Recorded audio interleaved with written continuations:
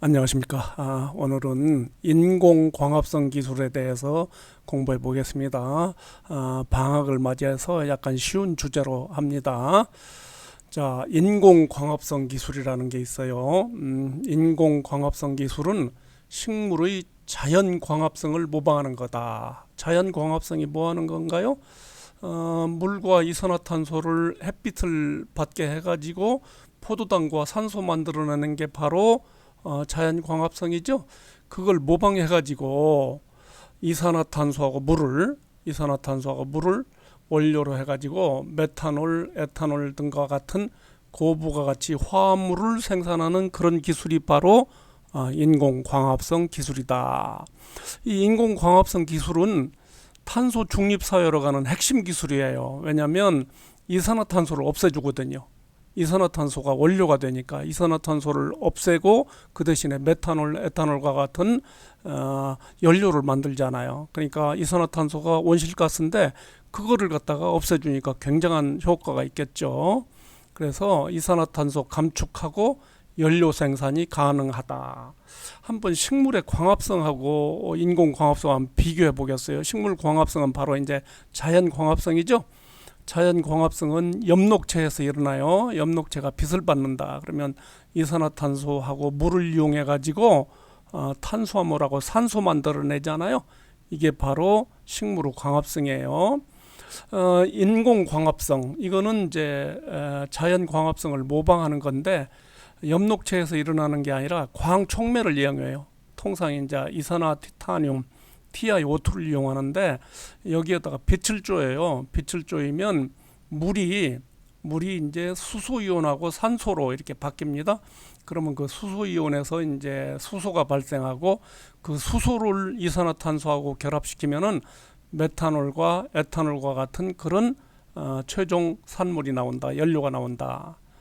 이렇게 돼 있습니다. 그러니까 식물의 광합성에서는 최종 산물이 탄수화물인데요.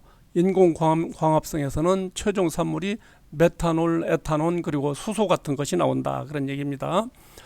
자, 인공광합성은 식물의 광합성 중에서 명반응을 응용합니다. 광합성에 명반응, 암반응 있는 거 알죠?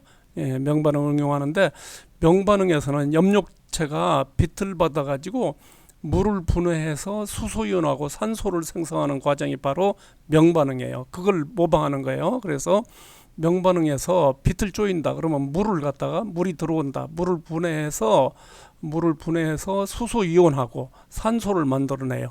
산소는 기공을 통해서 밖으로 이제 내보내죠. 산소를 이렇게 만들어 내보내고 수소이온이 만들어진다. 그 수소이온 가지고 이제 여러 가지를 하는 거예요.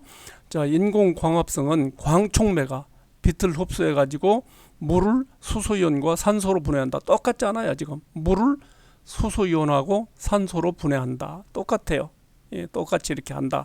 그 다음에 수소이온으로 수소를 생산하거나 수소에 여기 이제 이산화탄소 있잖아요. 이산화탄소를 결합시켜서 메탄올이나 에탄올을 생산한다. 그리고 자연광합성에서 최종 생산물은 포도당이었었잖아요. 포도당하고 산소였어요.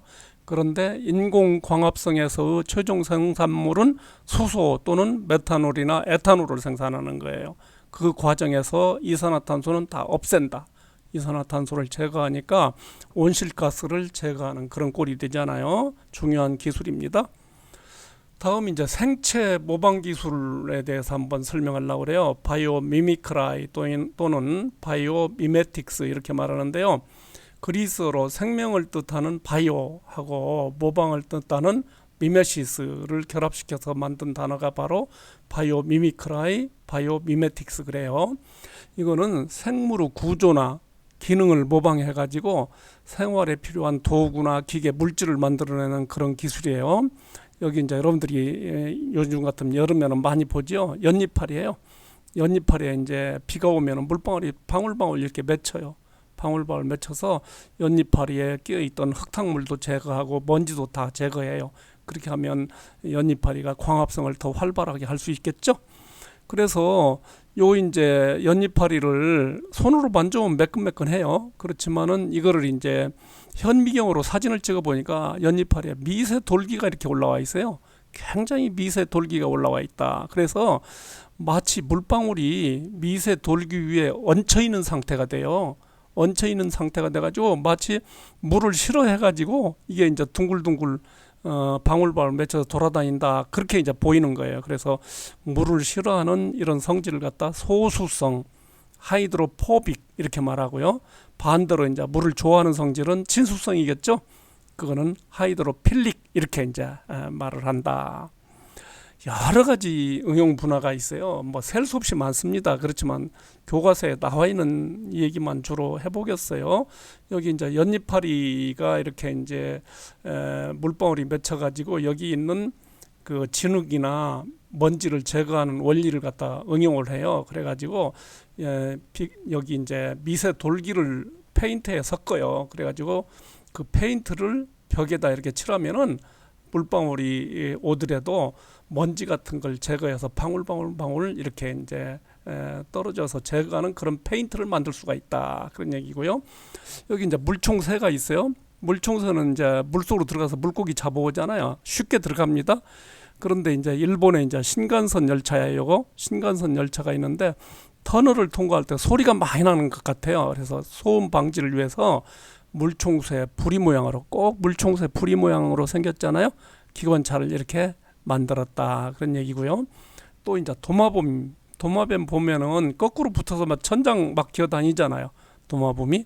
그래서 그거를 도마뱀의 그 발바닥을 사진으로 현미경 사진을 찍어 보니까 아주 미세한 선모들이 굉장히 많이 나 있는 거예요. 이 선모를 가지고 천장에 붙어 있는 거예요. 그래서 사람들은 그 선모를 응용해 가지고 접착 패드를 만들어 가지고 유리를 옮긴다거나 또는 TV에 그 모니터 있잖아요. 모니터 유리 같은 걸 쉽게 이렇게 옮길 수 있다. 접착 패드 만들어 가지고 때묻지 않고 옮길 수가 있겠다. 이렇게 이제 이런데 응용한다. 그런 얘기입니다. 자, 오늘은 인공광합성 기술하고 생체 모방 기술에 대해서 공부했습니다. 이상입니다.